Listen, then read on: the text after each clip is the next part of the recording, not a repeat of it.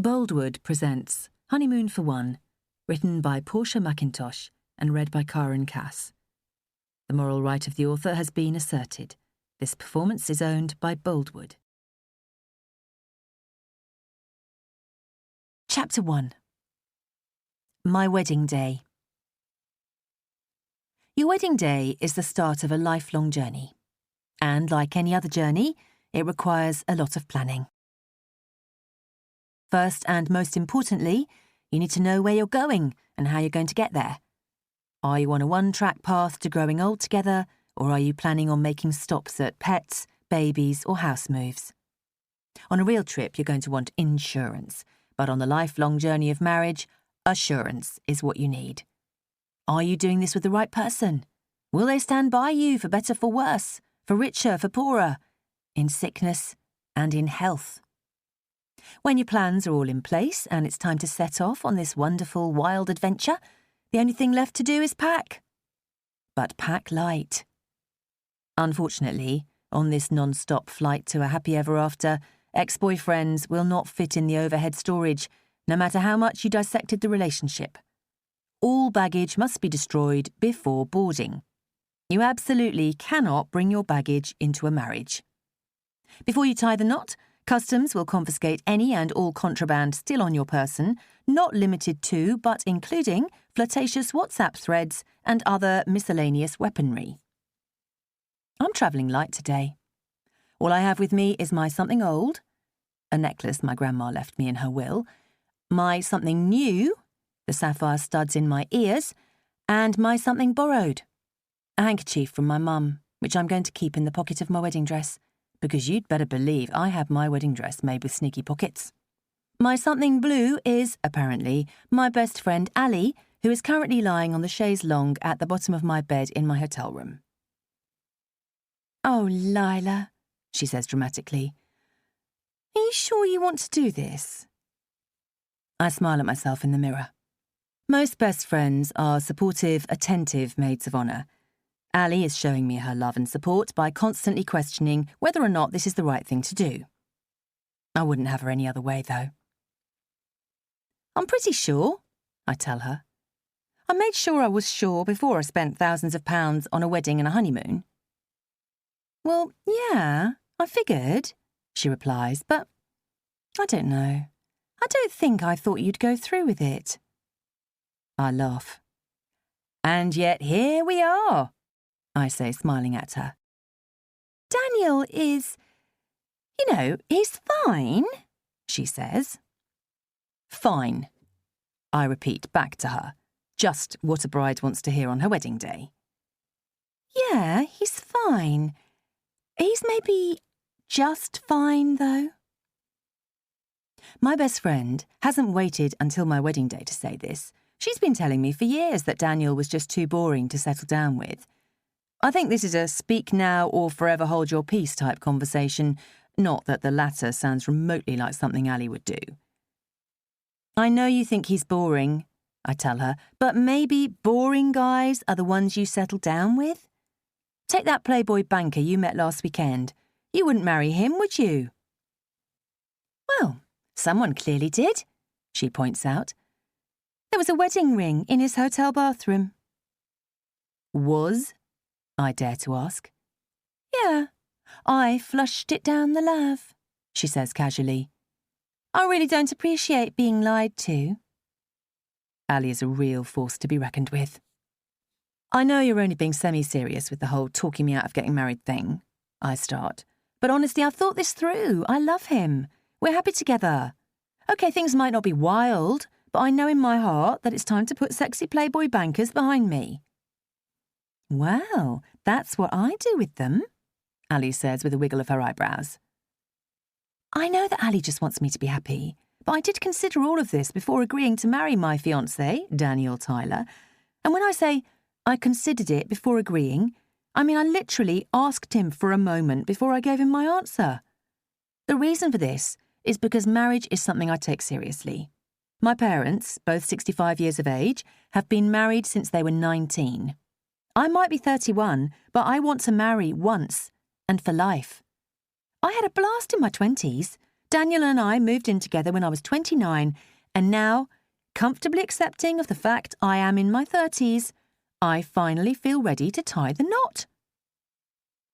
When some women say they have been planning their wedding for years, what they really mean is they've been dressing up in net curtains as kids and trolling Pinterest for flower arrangements as adults. Well, I really have been planning weddings for years. Sort of. Not my own wedding, and I'm certainly not a wedding planner. I'm a rom-com author, and although the weddings I work with may be fictional, I haven't just planned a lot of them, I've ruined a lot of them too. I've written 10 books now, so it's pretty safe to say I've considered every possible triumph, every little hiccup, and every epic fail my romantic yet devious mind can conjure up. So yes, while I have researched flowers, cakes, and dresses, and tweaked them accordingly, pockets, honestly, this is going to be a game changer, I don't just know what this wedding needs. I know what it doesn't need too. Obsessing over what flavour frosting to have is rather silly. That's just the icing on the cake. What you should be worrying about are the things that are out of your control. I have essentially reverse-engineered every single wedding I've ever written to make sure that my real wedding is perfect. It's kind of a genius move. I know for a fact that Daniel's Auntie Susan and his Auntie Carol hate each other. And I mean, hate each other. I also know that Ali would flip out if she knew that Alex, her ex-boyfriend, had been invited to the wedding. But thanks to my choice of venue, and more specifically room, they'll probably never see each other. I know that neither of his aunties likes to dance, and I've put them at opposite ends of the room with multiple pillars blocking their view of each other. The same strategy will work for Ali and Alex, although I have had to get a little creative with some balloons to keep him out of her sight. So he might not have the best view of the speeches, but he'd thank me if he knew it was saving him from having to pick pieces of his jaw out of his salmon. And then it's only a matter of time. Once Ali has had enough to drink, and my girl drinks, she won't even recognise him. Hell, she'll probably try and flirt with him. There's a knock on the hotel door. I glance over at Ali, who looks back at me expectantly. Can you open it? I ask her. She pulls a face like a lazy teenager who doesn't want to tidy their room. You'd never know she was a hugely successful literary agent. Although not mine, I hasten to add. I'm in my underwear still, I point out. I've had my hair and makeup done. Now I'm just waiting for my mum to turn up with my dress. Ali is completely ready. She isn't going to flash anyone if she answers the door, although I suspect she might if they were hot. Fine, fine, she replies, carefully pulling herself to her feet in her bridesmaid dress. She looks absolutely smoking in the bright red dress she selected for herself to wear today. Her long blonde hair extensions cost more than my mobile phone, but I can't help but marvel at how real they look. My own real long blonde definitely looks real, but not in the way you'd want it to. It's more like the kind of real where a little sunshine or rain will make it fizz up like a bath bomb, which is why I've opted for one sleek-looking fishtail plait today. During the wedding planning stage, there was this whole conversation involving some of our friends about whether or not it was appropriate to wear a bright red dress to a wedding, especially if you were a bridesmaid. I just wanted my bridesmaids to be happy, and if Ali wanted to wear a red dress, then I wanted her to wear a red dress too. I'm sure I should be in tears, worrying about my wedding aesthetic or that my friend might upstage me, but I'm not. I'm just happy. Ali reluctantly opens the door. She lets in my mum and my sister Mandy. They both look as if they've just stepped off a roller coaster. What's wrong? I ask, turning around on my dressing table stool. Something has happened, my mum says solemnly. What? I prompt. A dramatic build-up is a plot device, not an appropriate way of delivering bad news in real life. Mandy steps to one side to reveal my 3-year-old niece Ruby standing behind her. Ruby is my flower girl. She also insisted she wanted an updo like her mum, so I had her golden blonde curls wrapped around a flower crown. I say had because her crown appears to have vanished and her curls look so wild I don't know how we tamed them in the first place. "Oh my God!"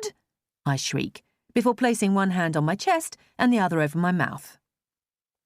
"Sis, I'm so sorry," Mandy starts. "I left her in the gardens with June, but I suppose she was too busy swiping on bloody Tinder to keep her eye on her, and she got attacked by a bloody bee." "It was on my head," Ruby explains sheepishly. June is our 19-year-old cousin. I don't think she's looked up from her iPhone since she was 14. A terrible choice for a babysitter, for sure. "You all need to relax," I say, giving up my faux devastated act. "It's fine. Ruby looks beautiful as she is. I don't care if she has a flower crown. She's a kid.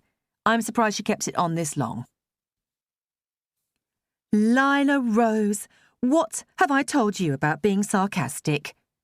My mum ticks me off as she recovers from the fright. I keep telling them all not to worry so much. I have all the bases covered. Nothing is going to go wrong today. I'm certainly not going to have a meltdown because a 3-year-old can't keep flowers in her hair. "Don't you mean Lila Tyler?" my sister says.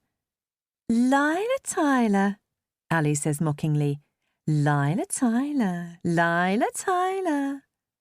OK, I admit, it isn't an ideal married name, and I've always been so fond of Lila Rose because it's not only a beautiful name, but it sounds as if I was born to be a romance writer.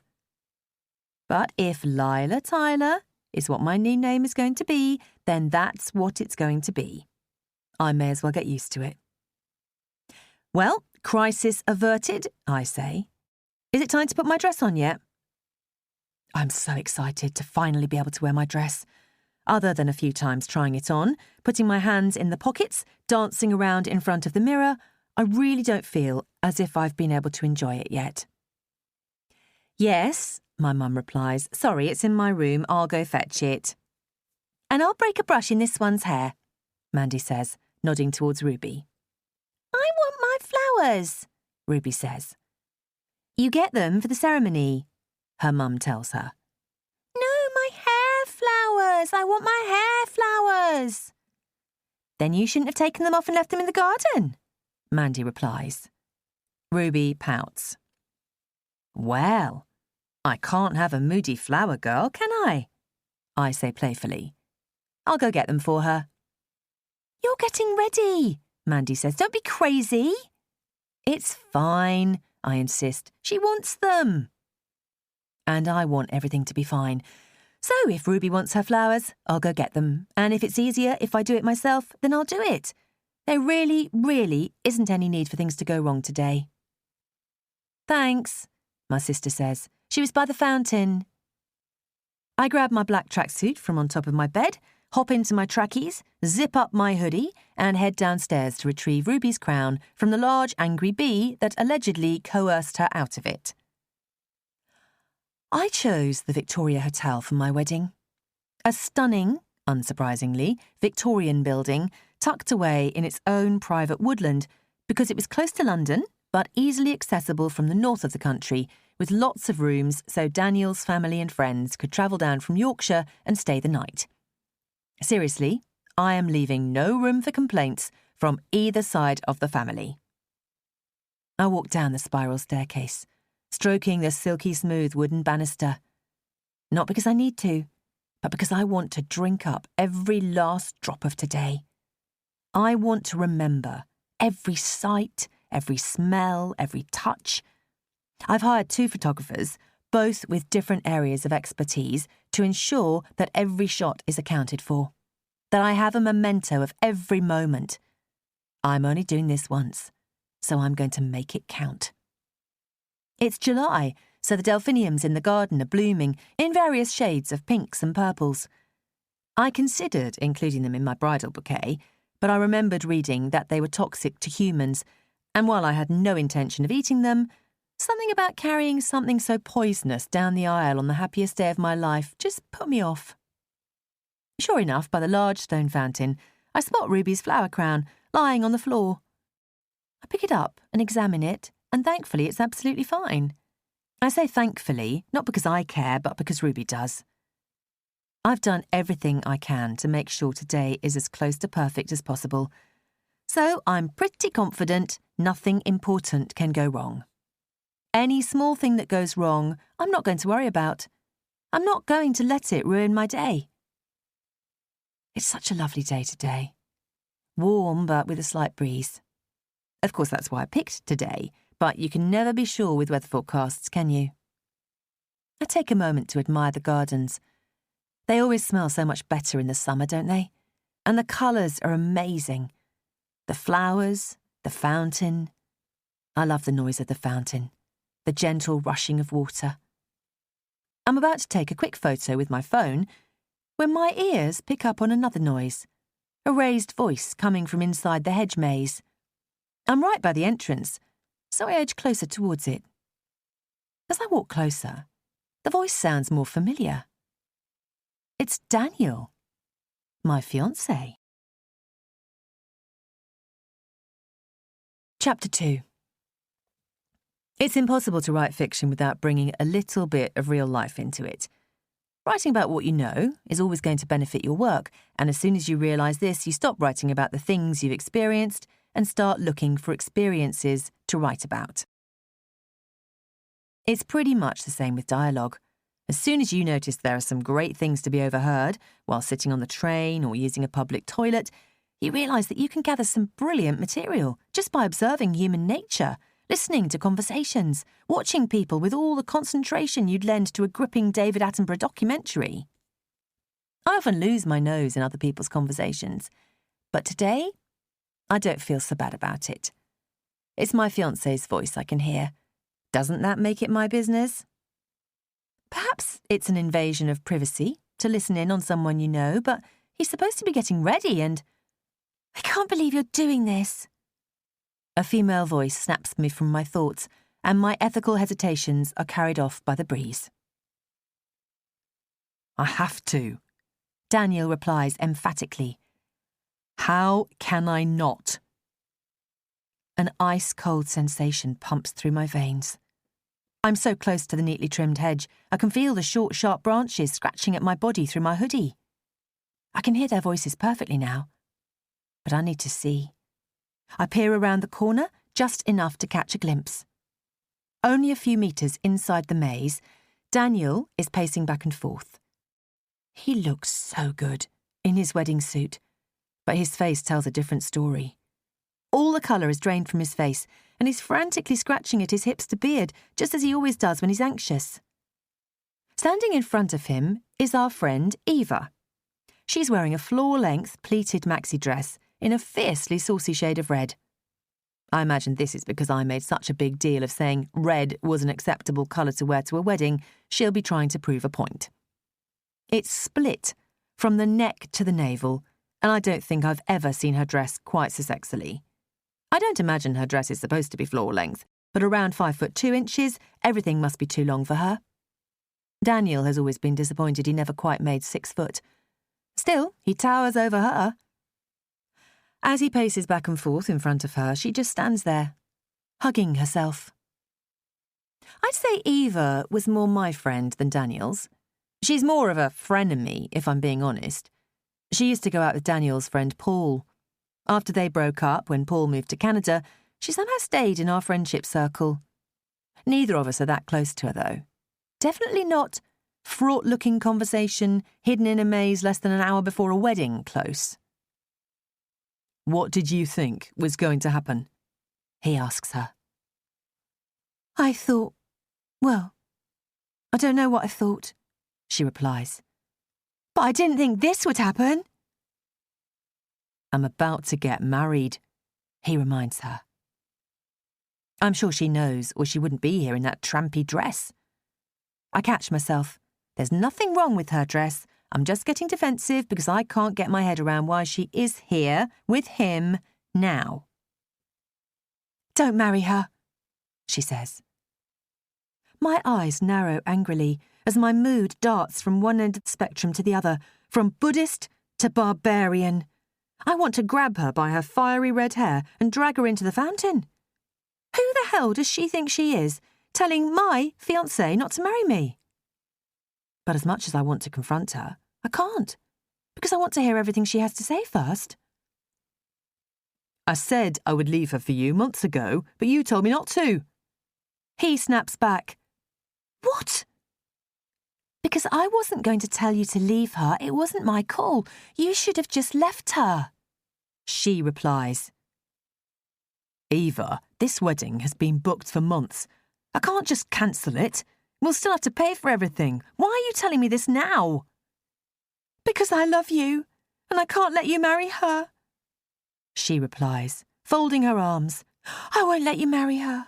I know it was only supposed to be a bit of fun at first, but... I urge myself to exhale, but I can't. I can't breathe. I can't move. I can't scream at them. I love you too, he replies, but I can't back out now. Tinnitus deafens me. All I can hear is a screaming in my ears, a sound I wish I could make myself, but I can't. I feel as if I'm going to pass out, but I can't. I can't afford to look away. I need to see this. As Eva takes him by the hands and pulls him in for a kiss, I'm not really sure why, but my immediate response is to take my phone from my pocket and snap a picture. I check the shot to make sure it's in focus. I do everything but put a bloody Instagram filter on it. Well, I did say I wanted to capture every last second of today, didn't I? This is one hell of a Kodak moment. Eva, the Scarlet Woman, grabs my fiancé's ass as they kiss, and finally my fight-or-flight reflex kicks in. As I flee the scene, I drop Rosie's flower crown. It hardly seems important now, and place my hands over my mouth to stop me crying until I'm out of earshot and to stop me throwing up all over the flowers. I run through the hotel without any of the care or attention I left it with barely 15 minutes ago. I unlock my phone, and the picture is still there on my screen. It doesn't matter. It's all I can see. I see it in the art on the walls, in the pattern of the carpet. If I blink, you'd better believe I see a freeze frame of the two of them together. I call Ali and ask her to get rid of my mum and sister. I simply tell her that we need to talk. By the time I get to the hotel room, I've stopped seeing them kissing and started imagining them in the bedroom together, tearing off each other's clothes, her flinging him onto the bed before climbing on top of him, her long red hair cascading down over his body as she leans forward, and... That lying, cheating bastard! I rant as I burst through the door. Don't worry, your 3-year-old niece has left the room, my friend jokes awkwardly. Ali is the wild one, the one constantly caught up in drama, the one who has a weekly, if not bi-weekly, meltdown over some man or other. That liar! That fucking liar! I continue. Ali grabs me by the shoulders and sits me down on the bed. Talk to me, girl. Daniel. I start, but then I get that sick feeling again. It rushes up from my stomach, burns up my esophagus and reaches my mouth, but by the time it leaves my lips, the only thing that pours out of me is emotion. I scream and I cry. And it's an ugly cry. None of that single tear on the cheek movie bullshit. Wailing, sobbing, eyes pouring, nose running. I'm just a gross, ugly mess, and the only thing stopping me from completely falling apart is my best friend, blindly rubbing my shoulder and wiping my nose. She still has no idea what's going on. Daniel is cheating on me, I sob. He maybe still is. I'm sorry, Daniel is mugging you off, she asks in disbelief. He's been punching since the day you met. You are an absolute babe. I squeeze Ali's hand. A compliment like that from someone as gorgeous as Ali goes a long way. If I told you Ali was a Playboy bunny, you wouldn't have a hard time believing me. I think she's in her late 30s, but she doesn't look it. I tried to look at her passport once, and she didn't speak to me for a week. From her ridiculous hair extensions to her absolutely massive fake boobs to her lip fillers, Ali has spent a lot of time and money on her look, and it's flawless. I am not quite so perfect. I hate to be a cliché, and I really wish I could say that I hadn't done this, but I went on a very strict diet in the run-up to my wedding. My hard work paid off, though, apart from going down a cup size, to which Ali immediately said she'd give me her surgeon's card, and I felt sure I was going to walk down the aisle as the most confident version of myself I have ever been. It hasn't stopped my fiancé cheating on me, though, has it? Now my self-confidence is so low, it's downstairs in the lobby. Who the hell would have an affair with him? Ali asks, quickly adding, no offence. Fucking Eva, I tell her. Eva? She squeaks. She's honestly the stupidest bimbo I've ever met. She is stupid. When she was with Paul, we all got together for a game night, and Eva was so certain that Wales wasn't a part of the United Kingdom. And didn't Paul move to Canada just to get rid of her? She continues. Well, it seems like she got over him by getting under Daniel, I reply. That bastard, she says. How did you find out? I just happened upon them in the gardens having a sneaky chat. They went into the maze to get some privacy, I imagine, but they barely went inside. Absolute morons. They were probably worried they wouldn't be able to find their way out, she says with a half smile. They said they were in love with each other. I start weakly, my voice still wobbling. She said she wasn't going to let him go through with the wedding. He told her he had to. Then they kissed. Ali wipes my eyes with a tissue. What are you going to do? She asks me. I'll tell you what I'm not going to do. I start, substituting a little of my sadness for some anger. I'm not going to marry him. Well, that's fortunate, Ali says with a smile, because your makeup is fucked. I can't help but laugh, and it feels good, despite the painful feeling from the sucker punch to my chest. I can't face anyone, I whisper. And you don't have to, Ali replies.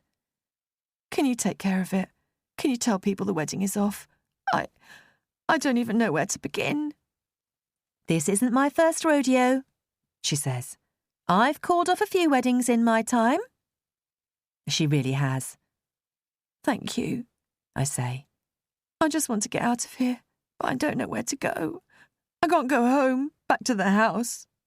What happens with the house? Don't get ahead of yourself, Ali insists. We can sort all of that. I just want to get out of here, out of London. You need a holiday, Ali says. I've already bloody paid for one, haven't I? My stupid honeymoon that isn't going to happen now. I cock my head as a wild idea occurs to me.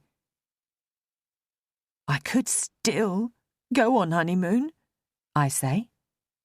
What, like a makeup holiday? She asks, because I don't think that's a good idea.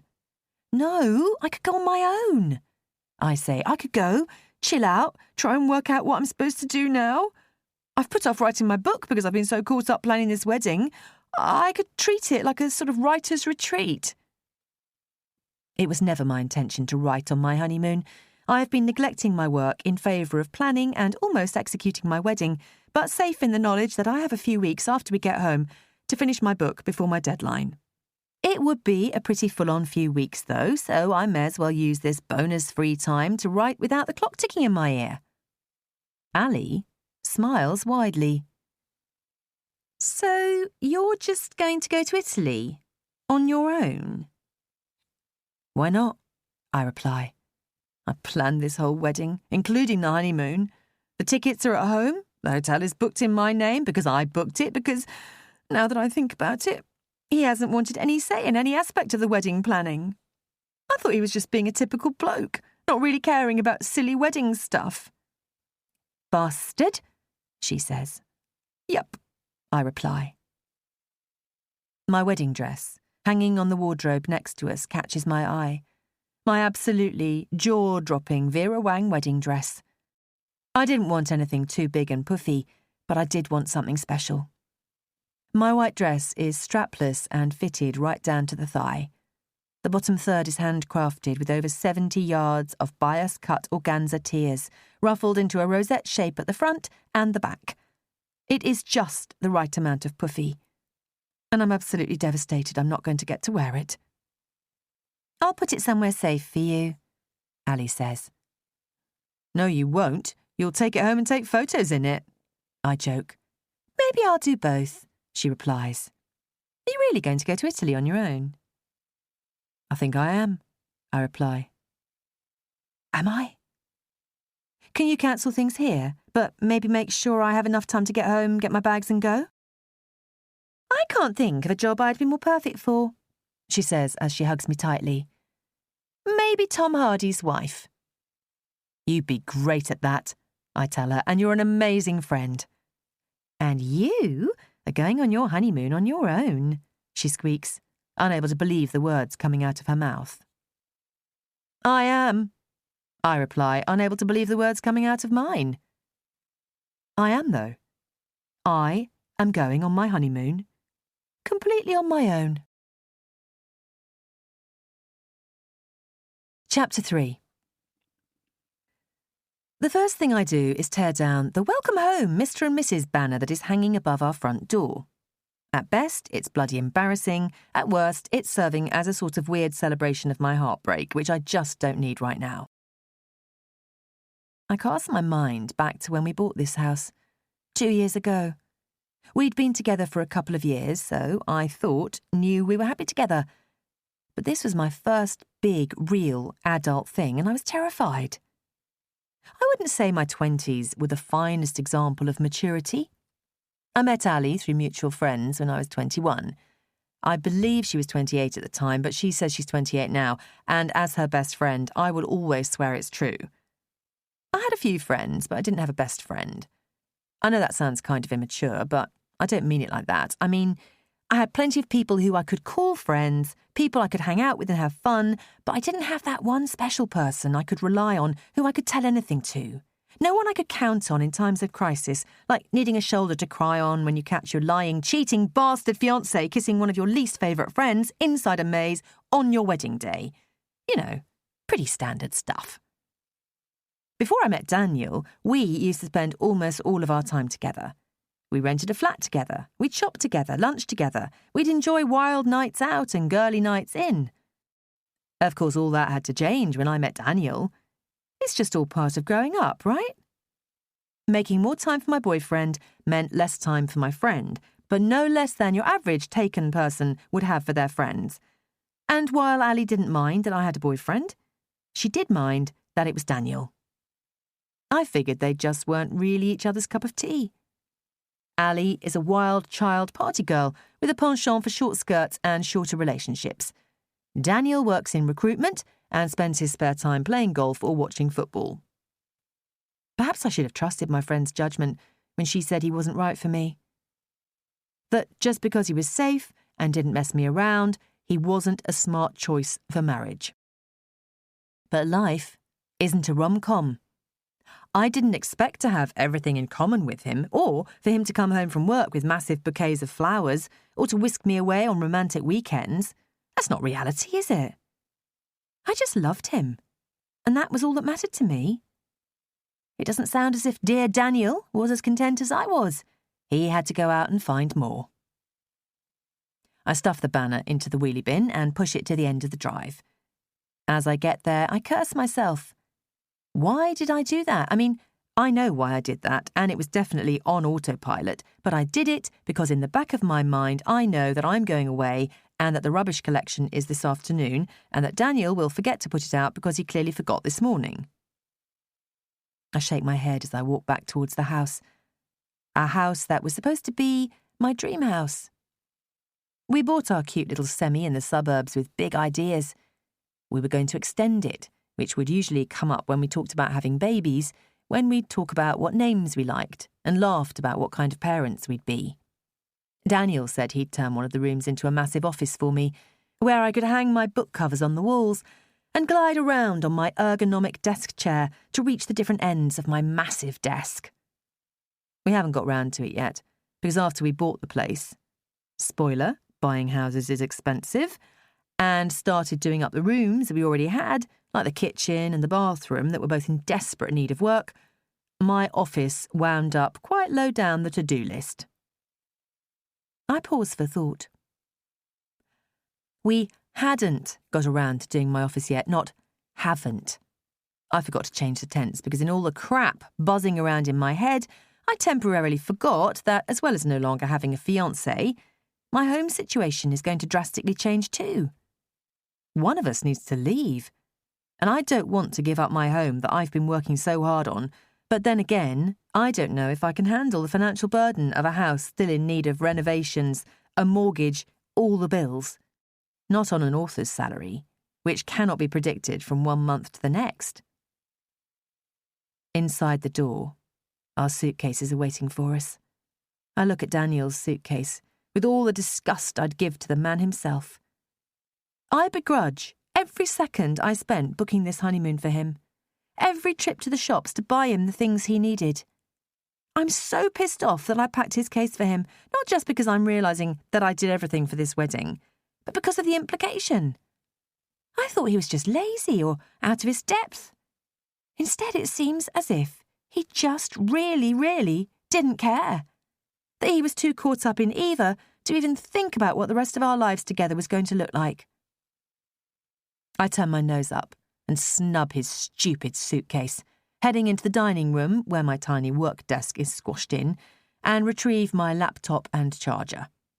I place them inside my carry-on bag, just in case I need a distraction on my solo flight. Then I head into our newly finished bathroom. And when I say newly finished, I mean the grouting around the bath wasn't even dry when I wanted to have a bath last week. Looking in the mirror gives me a fright. Who is that person staring back at me? That sad-looking woman with the bright red eyes. They're usually green, I swear, with makeup smeared all over her face and snot still running from her nose. Because honestly, I don't even know what to do about it. It just keeps coming and coming. People always tell me that I don't look my age. I've always wondered whether it's just down to the unique sense of style that may be exclusively mine. I have a real fondness for strange accessories. Kooky stuff that you don't find on the high street, like necklaces with a doll eye hanging from the chain, which actually closes when you lie down, or earrings made to look like fairground fish in bags of water. It's hard to look your nearly 32 years of age when you have fairground fish earrings. I'm an above average, 5'6", and thanks to my pre-wedding diet, I managed to rein in my curves a little, which left me feeling more confident, but still suitably thick, as the kids say. I was so full of confidence this morning, so excited to have my picture taken in my beautiful dress. Now I'm just looking at this crying monster in the mirror and wondering whether without the makeup, the long blonde hair and all the distracting accessories, I really do look my age. Whether the little lines I'm starting to notice around my eyes are beginning to show, whether my natural boobs are lower than they used to be. God, I could look in the mirror and find fault with myself for hours right now if I had the time. I grab a face wipe and begin to remove the £150 face I had carefully applied by an incredibly skilled makeup artist just a couple of hours ago. At some point during my initial hysterics, I've turned myself into a Picasso portrait. I have eyeliner on my chin, lipstick on my forehead.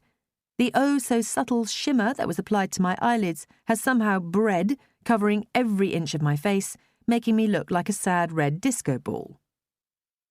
My hair still looks flawless, at least, with my beautiful long blonde fishtail plait still in place, hanging down from one side of my face. So, not a complete waste of money, eh? I wipe as much off as possible before applying a bit of foundation. It's not that I care at all what I look like right now, but I do actually want them to let me on an aeroplane. I don't want to look unstable or as if I have some kind of highly contagious infection that makes your eyes explode, your nose run, and your face turn bright red and blotchy. The foundation is a resounding success.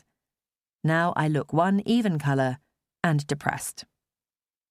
A text comes through from Ali asking me to let her know when I've left so that she can break the news to everyone there. I tell her I'll be out of here in 5 minutes and ask her to break the news gently. Not for Daniel's sake, but for my family, especially my mum. I ask Ali to explain to my mum that I'm okay and to tell her and only her where I'm going. As I lock my phone again, that's when I notice the engagement ring on my finger. Suddenly it feels tight, heavy even. It's a reminder of what I've lost that I just don't need. Actually, it's not just the reminder I don't need, it's the ring. What do I need an engagement ring for? I take it off and stuff it into my jewellery box for now, to be returned to its purchaser at a later date. As I leave my bedroom, I eyeball my bed suspiciously. My bed, my super king, super comfortable mattress that I pushed for. Daniel didn't think we needed a super king. He said upgrading to a king was enough, but there isn't a huge amount of difference between a double mattress and a king mattress, so I eventually talked him round. As soon as it arrived, he agreed with me that it was one of the best things we ever bought, but now all I can think about is whether or not he and Eva slept together on it. I don't think even Daniel would stoop that low. On my way here, I called up the taxi company and asked them if they could send the car a little earlier, and to our house instead of the venue. Well, I'd have to be crazy to pay for a taxi to the train station when I've got one pre-booked that I've already paid for. What with the suffocating wedding costs that there is no way I can get refunded that I haven't dared to think about yet. My plan is to go to the station, catch the train to the hotel. One of Daniel's only real contributions to the wedding was where we could cut corners and save money. That should have been a red flag. And hide myself away from the world until tomorrow, when I can hop on a plane and escape my mess of a life for a while, just until I figure out what to do. I head for the door and grab my case, placing it outside on the curb, ready for my taxi to come and pick me up and take me away from all of this. I'm about to lock the front door when Daniel's suitcase catches my eye again. I pop back inside, grab it and drag it out to the bottom of the drive where mine is. It doesn't take long for the white Mercedes C-Class to show up, covered in white balloons with "Just Married" emblazoned across the back window. I puff air from my cheeks. I just had to tell them, when I booked it, that this car was to take us from our wedding reception to our honeymoon. I don't suppose the driver questioned the reasons why I brought the journey forward by so many hours, or why I wanted picking up from my house instead, and I'll bet the car was just all ready and waiting to go. "Hello, love," the driver says as he steps out. "Congratulations." He hasn't looked me in the eye yet, as he has busied himself rushing around the car to open the boot, so he doesn't know what a gigantic case of emotional baggage I'm going to be for him. "Thanks," I reply. I don't really know what else to say. "So we're going to the—" "Oh." He's noticed my face. "Yep," I reply. "And the, He looks so awkward. I feel sorry for him. The other passenger?" "Just me," I say, putting on my bravest of faces, reaching for my suitcase. "Let me get that for you," he says as if he wants to help me, really help me, but this is the only way he knows how. I am, after all, a complete stranger, and he has no idea what has gone on.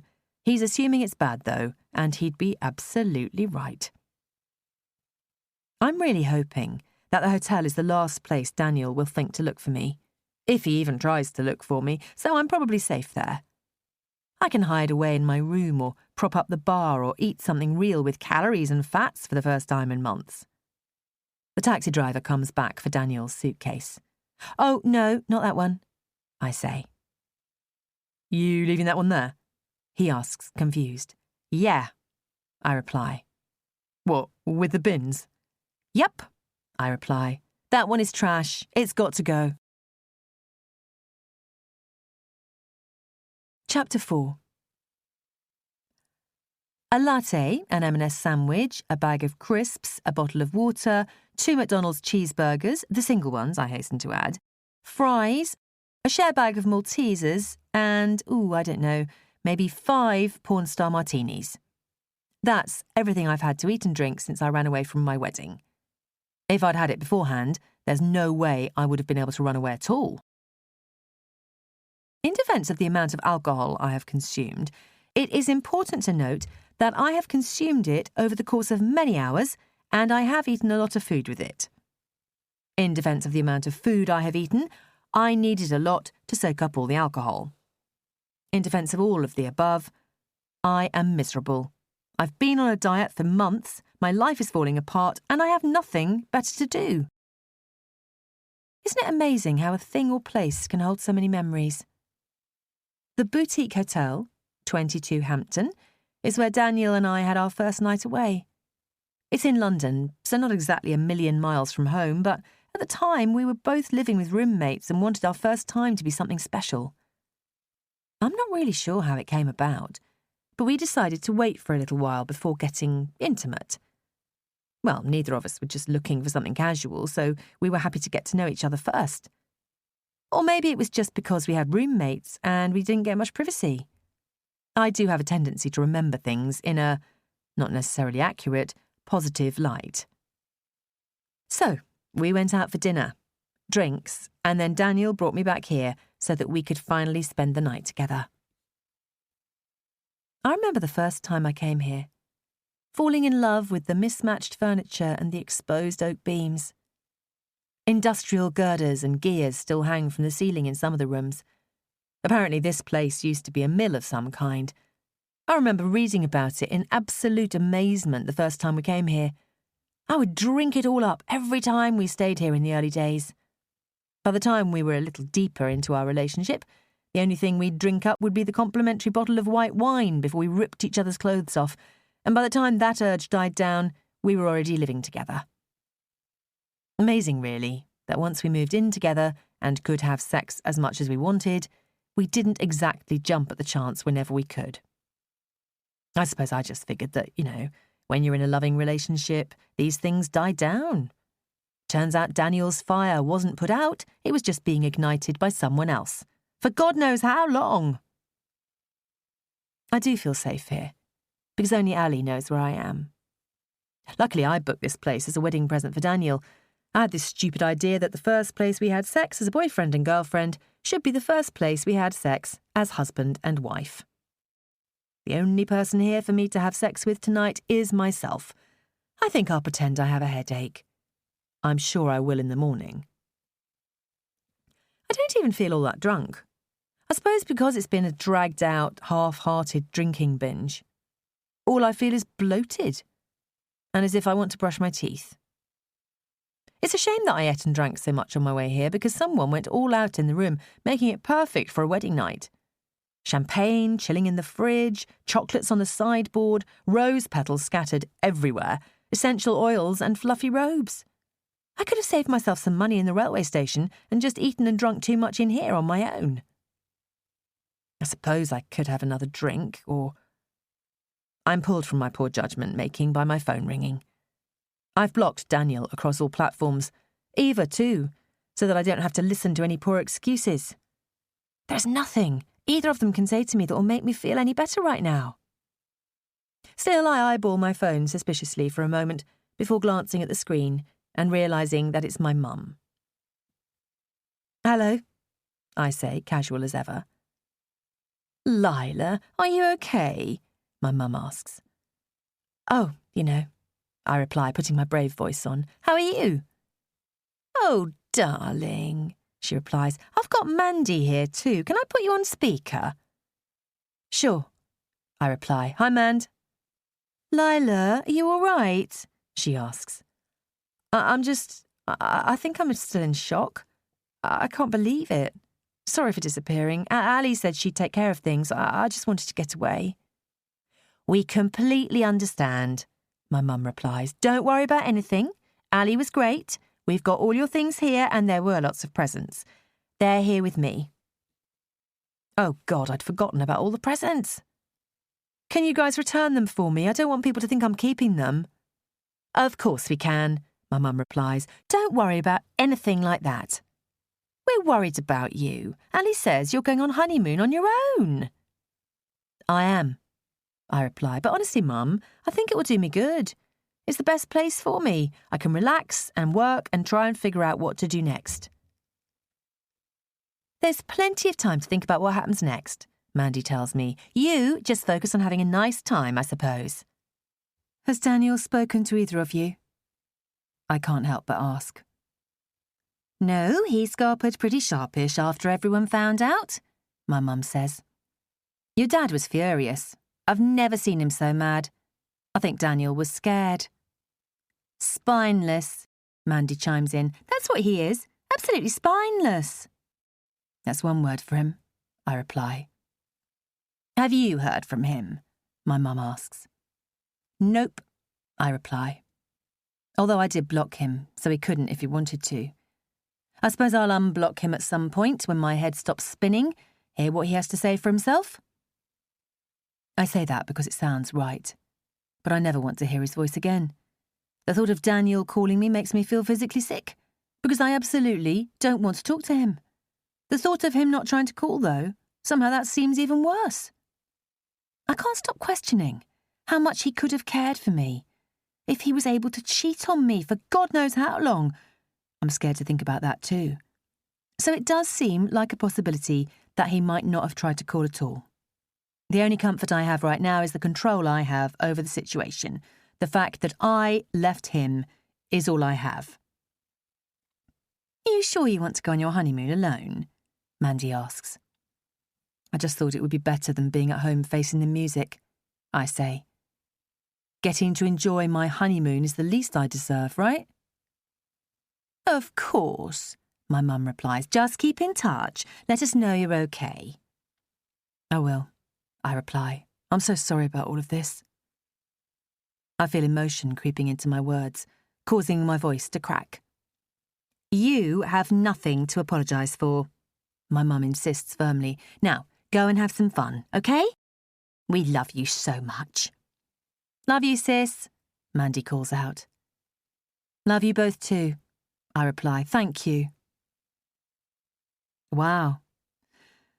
Somehow I feel even worse for hearing their voices. I know that I should probably feel comforted, hearing from people who love me, but I love them too, and hearing them so upset makes me even more furious at Daniel. Cheating affects more than just the two people involved. The ripples stretch far and wide. Hearing my mum so upset shifts me from sadness to anger again.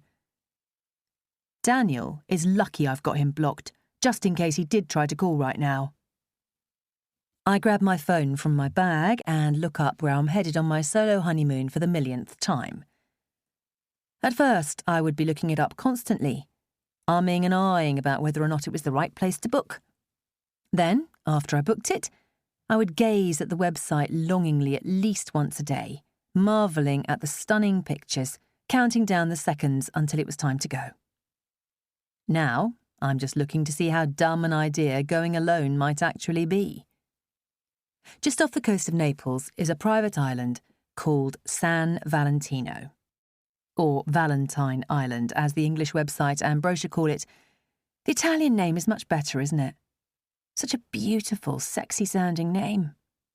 Unfortunately, it doesn't sound quite so great in my North London accent, so I've just been calling it by its English, touristy title, Valentine Island. Valentine Island is a luxury, 5-star resort designed for couples who are madly in love. The website says it's perfect for honeymooners, which is why I booked it. It calls itself the most romantic place on earth. But so does every review I've read too, so it must be something special. It's supposed to have action-packed activities, if that's the sort of thing you're into, or it can be the ultimate place to chill out with your significant other. Perfect for some hardcore relaxing in a hot, sunny country. Oh, it's going to be so romantic when I show up on my own. I can eat on my own, sleep on my own. The only person I have to talk to is myself, and as for honeymoon sex, supposedly the best sex of your life, well, we'll see how good that is with myself, won't we? I suspect I'll have a headache again then too. I've never even been on holiday on my own before, never mind on honeymoon. Alone? To the most romantic place on earth? Now that I'm here with my bags packed, waiting to fly off on my own, I do wonder whether or not this is a good idea. But I can't exactly go home, can I? Not when I'm not ready to face Daniel yet. Chapter 5. Day 2. I was a bloody good girlfriend, fiancé. It might sound big-headed of me to say as much, but I was. I have been loyal to Daniel since the day we met. I haven't cheated on him. I haven't even been tempted. I've done everything I possibly could for him, even turning myself into a regular Cinderella, taking care of all the cooking and the cleaning. Not because he made me, or even expected me to begin with, but because he had the busy office job with the early starts and the fixed hours, and I worked from home. I could do my work at any time. I could take breaks to empty the washing machine or clean the windows whenever I wanted to. If I had work that needed doing, I could do it whenever, whether it was during the day or at night, after Daniel went to sleep. And let me tell you something. While I might have been Cinderella, that Disney shit is absolutely false. Cute little critters do not come in and help you tidy. In fact, since we moved to the suburbs, the closest thing we've had was a fox in the kitchen, and it did the opposite of tidy up. So I'm sort of like a housewife, but one with a full-time job. Except when you work from home, even if people know you work from home, they still don't actually think you do any work at all. They think you sit around watching TV.